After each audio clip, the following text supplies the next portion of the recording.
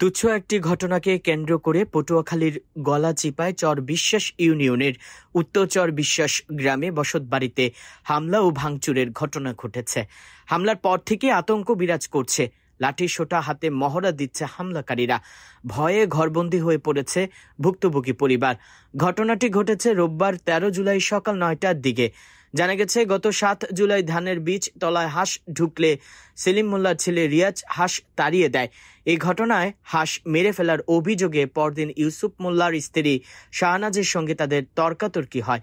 এই ঘটনার জেরে এক সপ্তাহ পর রোববার 13 জুলাই সকালে বাড়িতে এসে সেলিম মোল্লার ছেলে রিয়াজ ও জাকিরের উপর হামলা চালায় অভিযুক্তরা।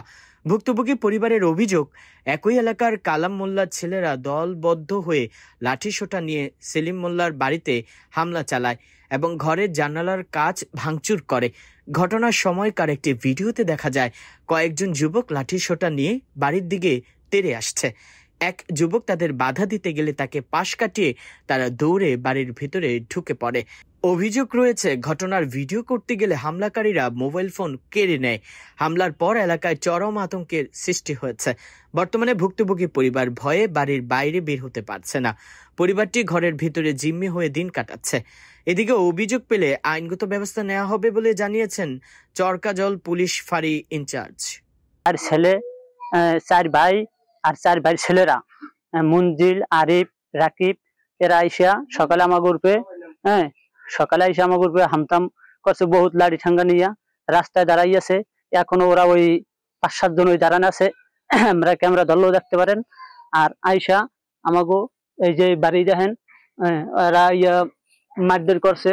আমাকে ঘরের ভিতরে সালাম, আমি আর আমার বড় ভাই জাকির মোল্লা আর 2 জন মহিলারা এরা আর আমাকে পাশের বাড়ির এই ডাহাডাহিন্য লোকজন আছে আর আমার ঘরে আটকাই রাখছে। আটকাই রাখার পরে ওরা আমার ঘরে খালি নামতে কয় আর বাড়ি মানে লাড়ি দিয়ে পিঠে চলে।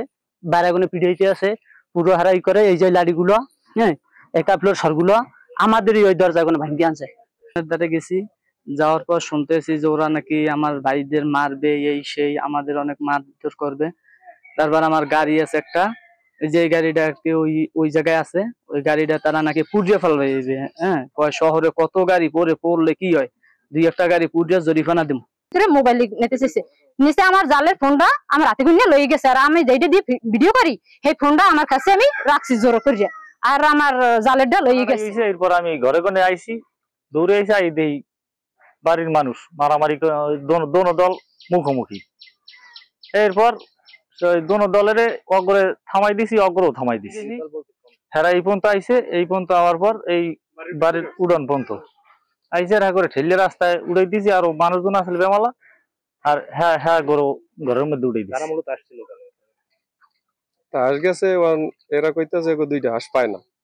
আর হাঁস ওরা লড়াইছে, ওরা কইতেছে যে আমরা হাঁস মারি না, আর এরা কইতেছে যে হাঁস মারছি। এইভাবে হাতের ভিতরে একটু তর্ক বিতর্ক হয়েছে। এক পর্যায়ে